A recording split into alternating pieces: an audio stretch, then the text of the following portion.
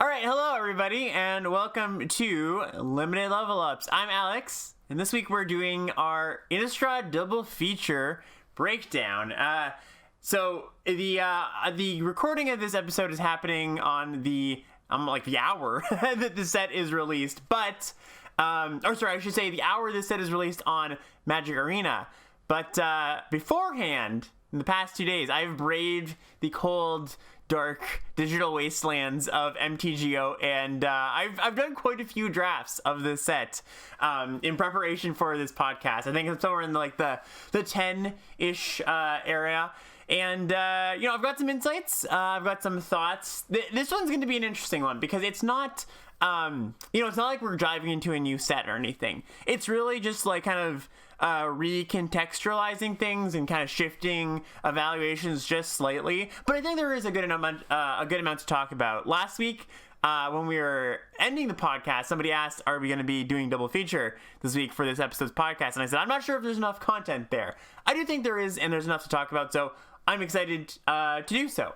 One thing I do want to mention, though, right before we jump in, and I was just alerted to this by one of the members of the chat here, apparently, double feature is different on Arena than it is in paper or on MTGO. The difference being, and I'll get into some details here, but when we get into it. But in paper and on MTGO, there are 4 uncommons in each pack. Apparently, currently, right now, there are only 3 on Magic Arena, and I don't know if that's going to change. I don't know if that's intentional. I think it's probably intentional. Just might be a weird coding thing that they have problems with, or just it's just not worth the trouble. But just wanted to put that out there as just kind of a disclaimer before we jump in. Okay, let's right before we jump in, of course, I want to give a quick shout out to the Patreon, patreon.com/limitedlevelups. That is the place that you can go if you want to support the podcast. If you want to support any of my content, check it out. Check out the Limited Level Ups Discord as well. That's bit.ly/join the Discord. Cord with a CH, like Corda calls. One of the best places online to learn about limited magic, get better, learn from a bunch of really, really great people. And one last thing I want to shout out here in regards to the Patreon is a new project, new Cordo project that I have started. So starting, I think around 2 weeks from now, 3 weeks from now, when Neon Dynasty comes out, I'm starting something called the Cordo classes. So this is a new Patreon reward where basically I'm going to be doing weekly, I haven't quite sorted it out, but I think it's going to be weekly classes for people in the $10 coaching tier, where it's going to be kind of like a format long course with structured curriculum. There's weekly activities, a weekly lecture that I really want to get have some sort of structure to the learning, essentially. Every week you listen to the podcast, that's some sort of structure, but for those who want a little bit more, I really want to provide that. So the info for that is, you can find that on my Twitter, cord_o_calls, or you can message me anywhere, Discord. There's also a link to some stuff on the Patreon if you want to check that out. The first class of this is free open house. It's already sold out. Well, sold out is a weird term, but it's free. But there's all the tickets have been taken, so there's no more spots for that. But I will be posting a recording of that online for anybody who wants to check that out, see what this is all about. I know it's kind of weird new territory, so it might not be completely clear what this is, but I'll be hosting that recording, and anybody coming to that class will have a good idea what this is all about. And yeah, I'm really excited to venture into this new project, and I hope this is interesting to some people listening as well. Like I said, check it out and see what it's like. And yeah, I'll be talking more about this in future podcasts as well. So if this does pique your interest and you're not quite sure what all this entails, don't worry. The details will come in time. All right, let's just jump in to talking about Innistrad Double Feature. So the first thing to understand about this set, and I've seen some people be kind of wishy-washy on this or unsure, is it's just the 2 sets matched together. There's no curation. There's no, we took out some of the junky stuff. It's just both the sets smashed together, shuffled together. And that means that you can, in fact, I believe, I haven't had confirmation of this, but I think you can open up 2 bramble armors in a pack, because they got one from Crimson Vow, one from Midnight Hunt. Same is true with Snarling Wolf, right? Which, it's kind of funny. That's kind of funny. It doesn't have many strategic implications, except the one similar case that does have kind of some strategic implications there are Evolving Wilds, right? Evolving Wilds is also in both sets, so you'll see, this, some important card a little bit more often than you might in, in either of the sets respectively. So just something to take note of. And yeah, it's a little strange, I think, that there's no curation going on here, where they wanted it just seems like they were like, all right, well, shove them both together, it'll work out. I think it would have been cooler if there was a little bit of pre-planning and being like, okay, we can actually craft a cool new draft environment. I do think, even though I wish that a little bit of that happens naturally, funny enough, because of the way the packs are set up, and we're going to get into this in a second. The packs are set up a little bit differently. But since there are more higher rarity cards in these packs than you would normally see, some of the junk, the clunkers, like those bramble armors, do get, you see less of those in general, and it does feel, I would say pseudo curated, to the point where it's like, okay, I'm actually, the packs aren't just like fill of random filler that nobody wants to take. It actually does feel like a interesting, different experience, because you've got a few more higher rarity cards going around the table. Okay, let's talk about that pack composition. So I believe this is the number one thing that makes Double Feature different from either Crimson Vow or Midnight Hunt, or I should say it is the number one factor that contributes to how the draft feels, right? Or just the things that you want to consider going to draft, kind of your draft strategy. And the way that packs are set up, and again, I want to reiterate, this is different on Arena compared to Paper or Magic Online, so depending on where you're drafting, this is going to be a bit different. But no matter where you're drafting, each pack has 2 rares. One from Crimson Vow, one from Midnight Hunt. Could be Mythic as well. You can have a Mythic and a rare, 2 Mythics, whatever, right? In Paper and Magic Online, you'll have 4 uncommons, 2 from each set. And I don't know exactly how it works, but it sounds like there's no guaranteed on Arena what uncommons you'll get. You'll just get a collection of 3. Is what the running theory is. Again, I'm not quite sure. We'll probably find that out in the running in a few days, or as we kind of open more packs. But that is the main difference, that there are 3 uncommons in Arena, 4 uncommons in Paper and Magic Online, and then there's 8 commons to fill the rest of the pack. 4 from each set, similar distribution. Magic Online and Paper also have a foil. That's another thing, and I don't think that Arena has that as well. So that's the setup, and let's just get into a few details of what that actually changes. So, of course, the number one thing that comes to mind when you hear 2 rares is you think, oh wow, it's going to be a very bomb-heavy format, right? And that's what I thought. I had a kind of inkling that might be true going in.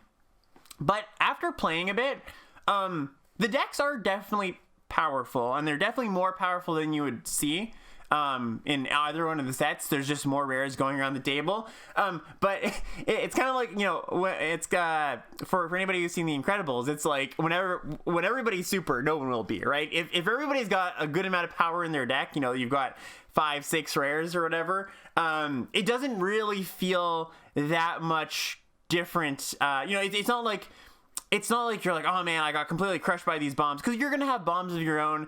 You're also gonna have more removal, or at least a little bit more removal, because a lot of the good uncommon removal you'll see a little bit more often, although I guess that's not quite true for Arena.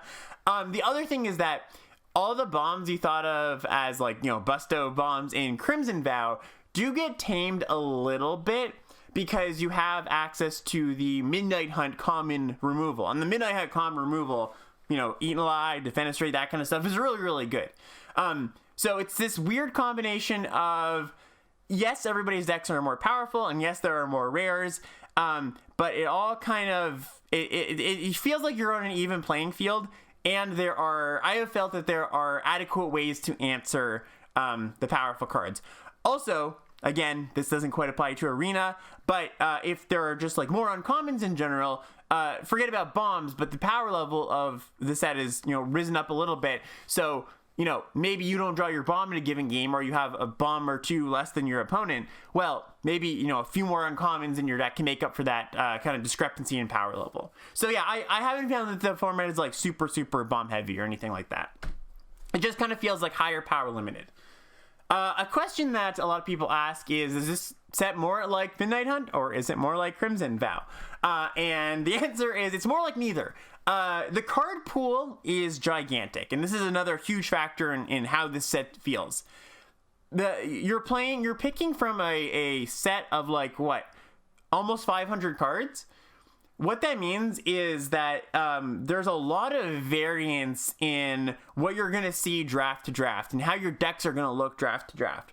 For example, just to give a very clean example, you might draft a red-black deck that has a lot of blood cards in one draft, right? You've got your Blood Tithe Harvesters, all your Crimson Vow blood cards, but then the next, you just might not see those blood cards. Red-black might be open, but you've got all of the Midnight Hunt vampire cards, right? Unfortunately for you, and so what this means is just like it's a lot harder to see the same decks over the course of a few drafts. And the set's only going to be out for 2 weeks, so maybe you're not going to draft this 20, 30 times, maybe it's only 10 times. But this has implications on how we talk about archetypes, right? Because often when we talk about archetypes in a given set, and I'm going to get a little bit into deeper into this later, we talk about them as kind of these repeatable, replicatable things where it's like, oh, I've drafted this archetype before, blue-white, and I know it wants this subset of cards. You're not going to see that subset of cards, whatever subset of cards you're talking about, every draft, because the card pool is gigantic. So it really feels more just like the greatest hits in a way of both these sets together, which is really fun. Actually, I think it's really cool that drafts are very different looking. There's a lot of variance in what a red-black deck might look like, but what this means generally is just that you shouldn't really go in expecting your red-black deck to look a certain way. It's more just like based on what you see and what cards are in the pool. So yeah, and just to expand on this a little bit, decks are really varied. No two decks look the same. I've drafted blue-black 3 times in this format already, and once it was a very, very zombie-heavy deck, kind of like what you would expect from like Midnight Hunt. There's a lot of decay stuff, a lot of sacrificing. You got your siege zombies, your Scob Wranglers. But the other 2 times, it's just been like, oh, okay, like it's some blue and black cards. There's some exploit stuff going on. There's some decay stuff going on. It was honestly, one of them was more just like a blue-black control deck. I just had a bunch of card draw and removal. So again, just you really want to hammer home this point that you're going to be playing with and against a wider range of cards than you normally would. So what this means for you strategy wise is that as you're drafting, you shouldn't expect to see anything, right? You shouldn't expect to be like, oh, I'll pick up these kind of cards later, for example, you pick a bunch of exploit cards early, or sacrifice fodder, you might not see the exploit cards later, right, to get paid off for that. So just something to really consider. Another thing about this set that I think is really cool is I felt it's very balanced in the sense that when you're playing with a larger card pool, twice as large as we're used to, again, it's not as repeatable. Your decks aren't as repeatable. You can't replicate the same thing over and over. So that naturally leads to feeling a bit more balanced. Now, I'm sure 17 Lands will show us that there are certain decks outperforming others. For sure, I don't doubt that. But when that common card pool is so large, it's hard to... Without a large data set, it's going to be hard to see those trends, I think. Because, again, decks are going to look so different. So your one blue-black deck might be, a 10 out of 10 or whatever. Your other blue-black deck might be a 6 out of 10 because you're seeing different commons. And maybe those commons don't play as well with each other as they did in your 10 out of 10 blue-black deck. What this means is I don't think you should go in with too many biases especially if they're regarding decks or archetypes that you perceive as good or not so good in their respective sets. So the example I would give is green-white in in Crimson Vow was not so good. It was quite good in Midnight Hunt, so maybe this evens out naturally just by virtue of there being a lot of good green-white cards. But I think even as I was drafting, I was like, green-white, maybe, I don't want to get hooked up, or stuck with all the crappy training cards. But then as I was drafting this green-white deck, I was like, you know what? These are all just good cards. Like, I'm just picking up the nice ones from Midnight Hunt and then the best of the best from Crimson Vow. The Sigardian Paladins and the Traveling Ministers and stuff like that. Right? So, yeah, I guess the flip side of this, too, is... I think a lot of people went into the set or are going into the set being like, oh, so blue-black's the best thing to do, right? Like, for sure. Don't, just decay and exploit, it sounds awesome. It's going to happen sometimes, but again, because the decks are so varied, I think that it's just not going to pan out that way where it's just like you should just be drafting blue-black every time. I really do think you should be drafting what's open. That's what's worked for me so far anyways. And also just the fact that there's more rares means... kind of like, in Crimson Vow where people drafted around their rares a little bit more often, or I should say they moved into their colors because of their rares. That's going to happen a lot more often here. Now, there's the Midnight Hunt busto commons like Organ Hoarder and Diagraph Horde that will sway people certain directions more commonly than a given rare will. But, just, again, more rares equals more variance in the decks you'll see. So what does this mean as far as, strategy when we're drafting? Should we just go in and... whatever may come, we draft that. Somewhat, honestly. That's worked for me so far, kind of like improvising on the spot with kind of the synergies you see. I guess the way I would put this is think broad synergies, right? Again, don't think like I'm going to get all the exploit cards and it's going to be awesome and the decay cards and it's going to line up perfectly.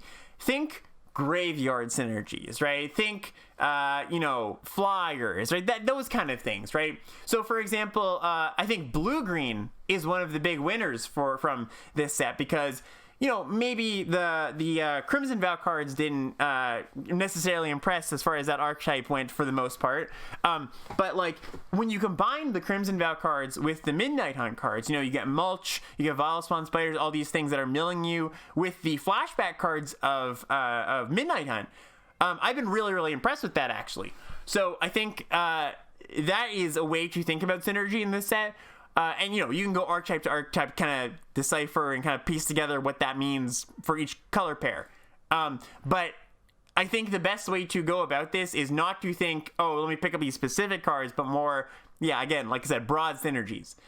That's not to say that there aren't specific synergies that will pop up. So, for example, Nurturing Presence, which is a card that I would think, okay, that Nurturing Presence isn't going to be as good in this set because you really want the Auras Matter stuff and the Brine Combers and stuff. But I had a deck with 3 Nurturing Presences. That's not going to happen all the time. 3 of a given common in this set is actually pretty rare to see. But I had 3 Nurturing Presences and just a bunch of 1-drops. Like, I think I had like 7 or 8 1-drops, like Lunarch Veterans, Voldaren Epicures, Traveling Ministers, and that's just kind of a natural synergy I pieced together, right? Just being able to reliably go 1-drop into Presence, it was just like a really nice thing that my deck was consistently able to do. So if you're a drafter who likes piecing together those kind of like on-the-fly synergies, I think this set's really for you. And especially if you're a drafter who doesn't like seeing their, nth Organ Hoarder in a given draft, your opponent casting Organ Hoarder on turn 4 every single time. You'll still get the Organ Hoarder experience sometimes, but it's not going to happen every single time, which I think is really cool.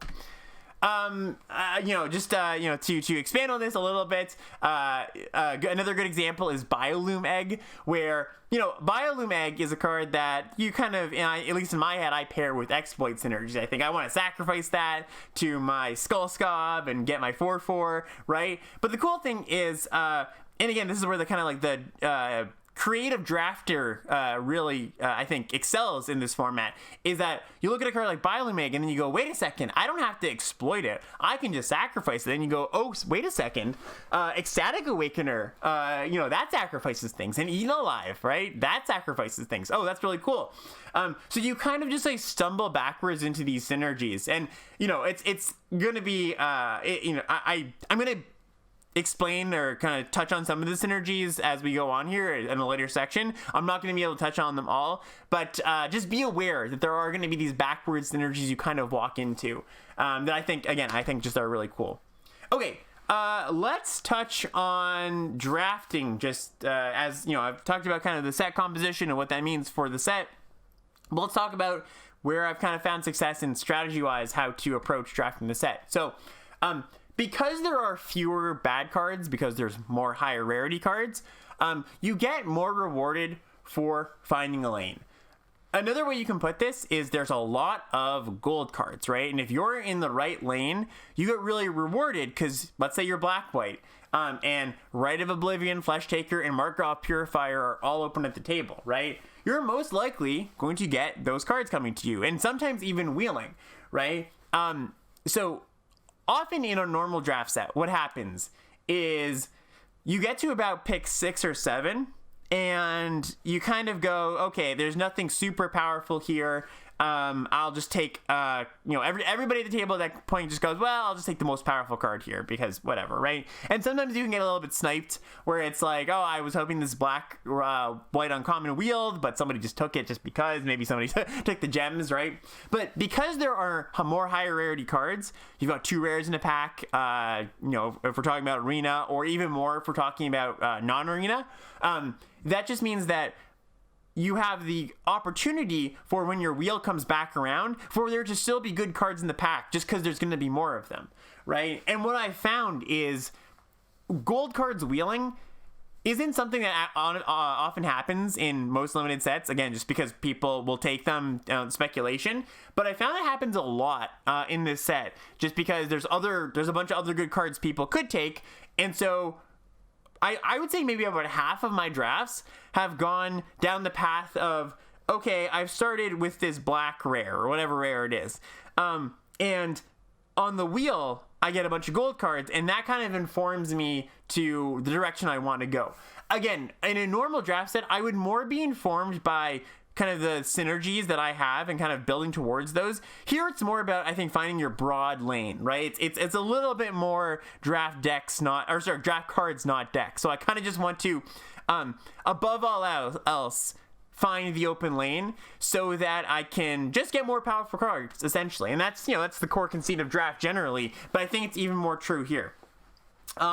Yeah, I've had drafts where I was like, all right, I'm deep in blue, and I got, I wheeled Winterthorn Blessing, and I wheeled another Winterthorn Blessing, and then the rest of the draft, I was like, okay, maybe keep my eye out for blue-green being open, and I just got like 7 gold cards, rares included, right? And that's the other thing too, because there are 2 rares open in a pack, and because it's both sets, there's 2 gold rares, or even mythic sometimes, you can really, really get rewarded if you find the open lane being like, oh, I got past a Edgar or a Lisa or whatever it is. And this doesn't even have to be about gold cards, right? Because there are more rares in the set, you can get really rewarded for reading the open lane because you have a greater chance of getting past a good rare, right? If you are in that open lane. So that's just something else to consider. I've really found a lot of success. I've trophy quite a few times at this point. Just, really reading the table. I'm a big advocate in this format for reading the table.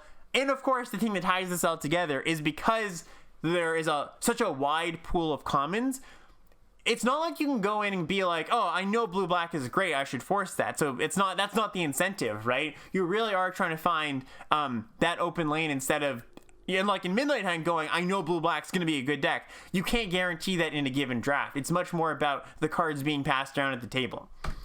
The other thing I want to note is I've kind of tied into what I was just talking about. I've just found staying open long longer than I might usually, has been a perfectly fine strategy, right? There's more playables than usual, so you get punished for this less than you might normally. So the strategy I often employ, like I usually do for any draft format, is just get deep into one color, figure out your second color later. That's been great so far. I've had some really, really sick decks just getting deep into white or getting deep into blue, figuring out, what gold cards come around.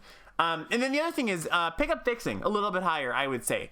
Number one, because you're going to have more playables and you can devote some picks to fixing.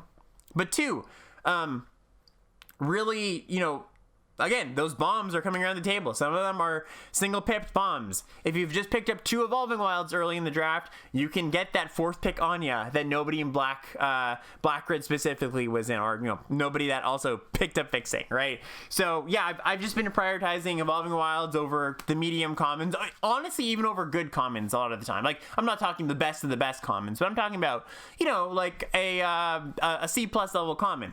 Just because I've, again, been rewarded quite a few times already for being like, oh, cool, I have 2 Evolving Wilds and a Jack-o'-lantern. I can splash this, this Lisa in my green-white deck or whatever. So that's just something to consider. Yeah, we touched on this already. I have a header here that says archetypes, ? Yeah, I think the best way to think about this set is not in a traditional sense of how we usually think about archetypes, right? Much more on the fly, much less this is what this deck's doing, much broader. And so I'm not even going to go into archetypes today. Like, normally in these kind of podcasts, I would do kind of a touch on what each archetype is doing. And I think you can still do this, right? I think you can definitely look at the cards, see how they play with each other. I just don't think it's the best use of any of our time, essentially trying to broadly look at every single archetype or anything like that. And this is the kind of thing that's going to come together in the draft, right? And especially because you've already played with these cards, likely you're going to have a general sense of what's going on. So yeah, like I said, I'm just not going to touch on them because I don't think it's a core part of what makes this draft format tick. Okay, just to cap us off here. I've got some cross-set synergies that, some are obvious, but some are a little bit less obvious, and I think this is a lot of the fun of this set as well, seeing these, these cards in action together when, we never really saw them before. So the obvious one, the clear, everybody thought of this, of course, is Decay and Exploit, right? Just think of, the absolute sick curve of going, flip the switch into a exploiter on turn 5 or something like that, or just like egg into flip the switch into a few exploiters. Like, I don't know, that just sounds really, really awesome to me. I've only had that one deck so far that's been like kind of in this space, but it has felt as powerful as you might think. Something to note actually is that there's a few non-bows, one of them being Skull Scob. I quite a few times I was like, oh, my Skull Scob can sack my Decay tokens and make a zombie. No, that's not what happens because Skull Scob says non-token, so that unfortunately doesn't work. Something to adjacent to that, something to be careful of, is the fact that you are playing in this set with both Decay tokens and non-Decay tokens. Several times already, I have gone, oh yeah, my token can't block. No, that token can block. That didn't come from a Decay card, Alex. Oh yeah, okay. And I just took more damage than I needed to. So, that I don't know if the tokens are going to be different on Arena, like, if the non-Decay tokens will be different from the Decay tokens, but I know on Magic Online they were not. So I was just like, oh yeah, these can't block. What am I have to account for that. But yeah, okay. So just learn from my mistakes essentially. A combo though, something that does work the way you want it to, unlike Skull Scob, is Decay plus Archghoul of Thraben, the 3-mana 3/2 that whenever a zombie dies, you look at the top card from your library and you can put it in your hand if it's a zombie, or you put it in your grave. Works well with Decay, right? Attack with 3 Decay tokens. Sometimes you draw cards off of it. Sometimes you get to exploit. Really cool. I had a sequence where I had like 4 Decay tokens. I attacked. I drew 3 zombies off of this thing, which was awesome. So yes, this one does not say non-token. And there's a few other things in the set, or just in both these sets, that say non-token or token. So just be aware of that. I think that's just one of the kind of tricky intricacies when working with the cards from both sets here. Another synergy is Blood plus Disturb. So we've had Blood plus Disturb, right, in Crimson Vow. But Blood plus Creature Disturb, Bait Hook Angler, all the blue Disturb creatures, is a lot better than Aura Disturb. sometimes are, they feel like real creatures. Sometimes they're like a little bit lesser than a real creature, like, a 1/2 flyer. But, when you pitch your Archivist, right, your Overwhelmed Archivist, and it comes back as a 2/1 flyer, you feel like you really drew a card when you blooded that away. Another thing that I've noticed is that the 0/4 blocker, that wasn't very good, right? The Beggar in Midnight Hunt gets a lot better when you can just pitch that and make that come back as a 4/4. So another thing to keep your eye out for. Blood plus Flashback. This is another obvious one, I think, but if anybody's watched me play Crimson Vow any amount, you'll know I'm very resistant to pitching spells to blood, right? Especially in the early game, but even in the late game, I'm not just going to pitch away a 2-mana 2/2. That 2-mana 2/2 is probably better than drawing a land, which is going to happen a good percentage of the time when you do that. But when my spell is a flashback spell, well, I'm much more excited about doing that, right? So just a nice little natural synergy there. Mulch, big shout out to Mulch. I was streaming yesterday and I had a blue-green deck.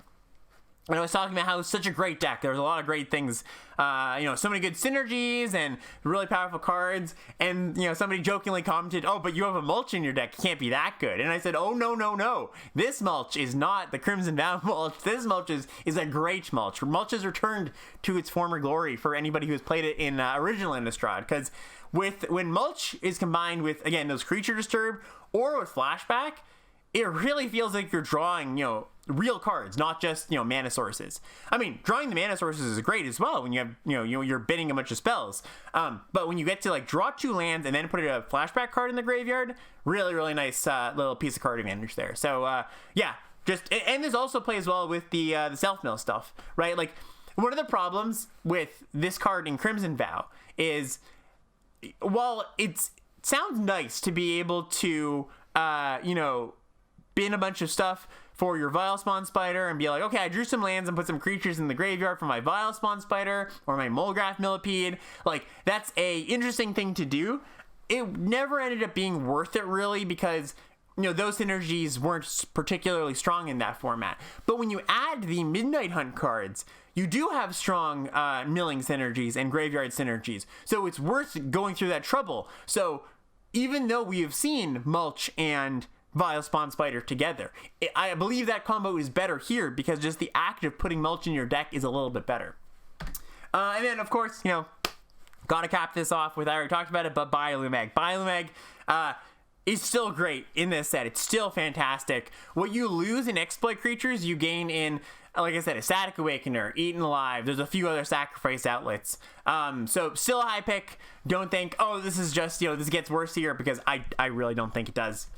And, okay, for once, we didn't take, an hour and a half to get through our topic. Like I said, it was a little bit shorter today. Not quite as much to talk about because it's a lot of similar ground we've tread over. But, yeah, I hope this helped. I hope that, you got some...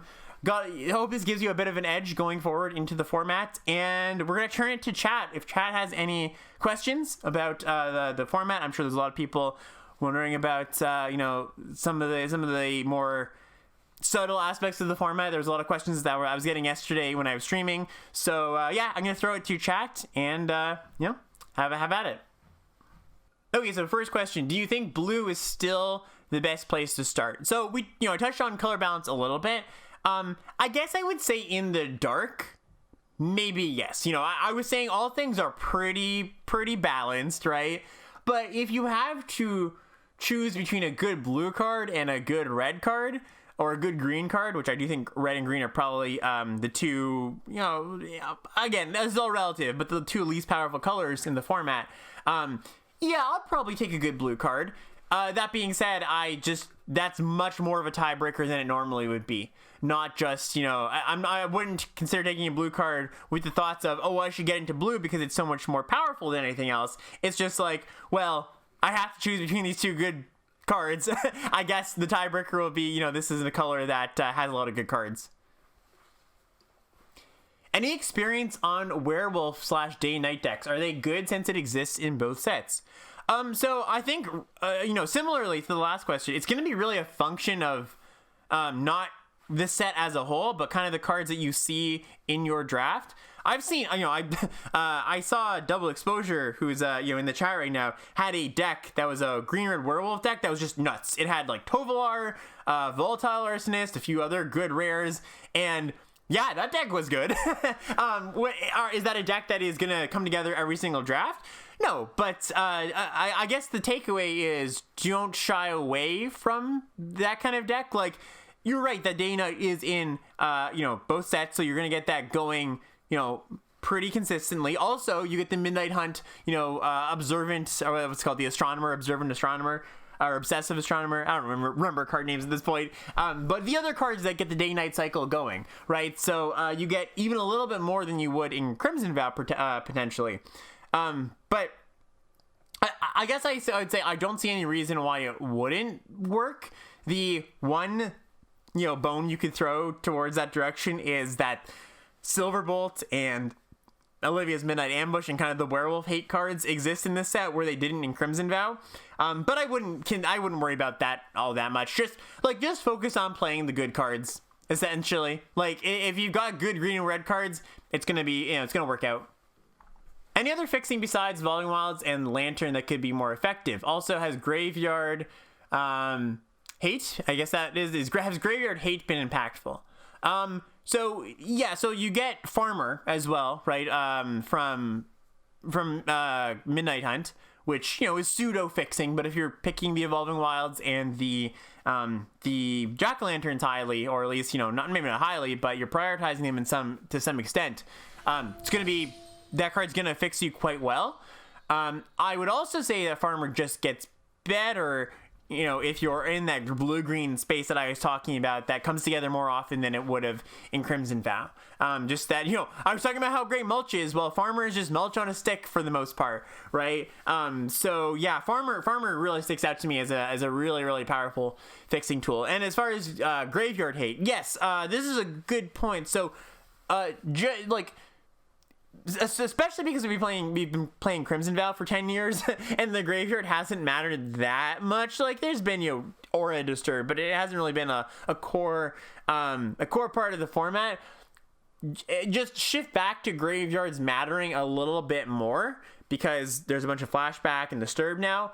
And so, any Graveyard Hate that was in Crimson Vow gets a little bit better. And I'm just talking about incidental stuff, yesterday, for example, my Diagraph Scavenger ate somebody's Memory Deluge, which felt awesome, right? Just actually being able to, take out a really good flashback card was good. So, bump up the value of those cards a little bit from Crimson Vow. If you're playing best of 3 especially, yeah, I would prioritize, again, prioritize maybe a bit strong, but I would think you pick up something that interacts with the grave. If you kind of got a throwaway pack, you just take, okay, this exile stuff, Rotten Reunion or whatever is something you can take for the sideboard. So yeah, definitely compared to Crimson Vow, I wanted graveyard interaction a little bit more, but it's not like this, combining the two sets makes it, even more so than I would have in Midnight Hunt, for example. It's around the same as I would have wanted it for Midnight Hunt, I guess is the way as I would put it. How to prioritize removal? For example, is Bleed Dry still as premium as it was in Vow, or is it worse because Mid has better cost of removal? Yeah, great question. Yes, I would say that Bleed Dry in particular, I am downgrading in my priorities a little bit just because I think that the Midnight Hunt removal is a little bit better. Also, like I said, well, I've gone through this circle a few times of going, well, there's more uncommons. Oh, actually not an arena. But if you are playing the version of the set with more uncommons, you do get access to the good uncommon removal at a slightly higher tick, so that's something to consider. I would still say prioritize removal spells. It's not like, oh, there's a million. There's going to be removal, right? It's not like, oh, man, there's no removal in the set. There was good removal in Midnight Hunt. There was pretty good removal in Crimson Vow. There's a higher density of must-answer cards because there are more rares. So, yes, still pick up those good cards. But, yes, Bleed Dry in particular isn't the holy grail of removal anymore. There are better options that you'll see in the draft. What about the speed of the format relative to Vow Mid? Somewhat higher due to power level. It's interesting. It's kind of varied, actually. because there's some games that are just high power level cards where it ends quicker, right? You just like, you and your opponent are both casting haymakers, and the games tend to, the end quicker than a normal game of limited. But the opposite of this is because sometimes, you don't get as synergistic decks, or the synergies are a little bit less, I'm playing Brian Comer and putting a bunch of auras on it, a little less pointed. You do have kind of grindy games where both players are kind of just like playing out their good cards, maybe not like the most synergistic cards that are, really impactful, but you're playing out good cards, just kind of mashing into each other, and that can kind of lead to a bit of a grind. So it's weird. I can't give you this is faster or slower than Midnight Hunt, Crimson Vow. I would just say that there are games on both ends of the spectrum for sure. Are there some mediocre vampire/werewolves from Midnight Hunt improved by the stronger cards in Vow? Something like Mounted Dread Knight or Voldaren Ambusher. Yes, so I think one thing, I think I maybe touched on this, but I do want to reiterate, is that you kind of get the best of both sets when you're drafting this, especially if you have found your lane. So one of the problems with any archetype that kind of underperforms is there's often good cards, right? There's often just like, in a given deck, there's like, oh, these cards are quite powerful. But then in the weaker archetypes, there's usually a larger number of bad cards compared to the powerful archetypes, right? The good archetypes have a lot of good cards. The not so great archetypes have, not as many good cards. But when, especially, like I said, you can kind of, more often than not in this set, get into a really open lane where you're just getting all the goodies. You get the pick of the litter of the cards that you want for your deck. So, for example, like I was saying with green-white, you got all the cool Coven cards from Midnight Hunt, and then you get the few good green-white training cards that exist in Crimson Vow, the very few, right? So, something like Sigardian Paladin, for example, where that's not a card I was ever excited about when I opened it in a pack in Crimson Vow, I'm pretty excited for that card in my Coven deck that's putting counters on things. That's still a really powerful card. So yes, all of the, I guess I would say that not so much the mediocre cards get better, although there's some cases of that being true because the surrounding cast gets better. A rising tide rises all ships and that and all that. But it's more like the cards that looked good but performed poorly in their archetype will be better than they were if that archetype was not so good in its respective set. Related, there's a question: would you ignore the game in hand stats for good cards in bad colors from the two sets? It's a very similar concept to what I was just talking about, where it's like I wouldn't ignore it, but I would as a whole in this set not look too much into stats, or not put too much stock into, or as much stock as you normally would, just because, like I said, the decks are not going to look the same. So how a card is going to perform in one deck is going to be pretty different from how it's going to perform in another deck. For example, Nurturing Presence is a good example for that. That's a card in Crimson Vow that performed very well on average in a blue-white deck because the cards that you would see in an average blue-white deck would be very similar. That's not going to be true in this set. Nurturing Presence is not going to perform as well in every blue-white deck because you're not as often going to have the same supporting cast. So, like a given game in hand win rate for a card will not be, you won't be able to as broadly apply it to a given card in the set as you would in a normal set, because it's just gonna, how it performs is just gonna be very wildly different from draft to draft. Maybe not wildly different, but it's gonna differ from draft to draft and deck to deck. All right, let's pack it up there. Thank you, chats, for hanging out today. Go draft some Innistrad Midnight Hunt. No, not Midnight Hunt. Double Feature. Go draft some Double Feature. It was really fun. I've had a really good time doing it in the past 2 days. I hope to continue to enjoy playing this format in the next 2 weeks on Arena. And yeah, I would really recommend it. Like I said, there's a lot of really cool crossover fun synergies. It's cool recontextualizing old cards in a new context. And yeah, I would give it 2 thumbs up. Thank you everybody for hanging out, and we'll see you next time on the next episode of Limited Level Ups.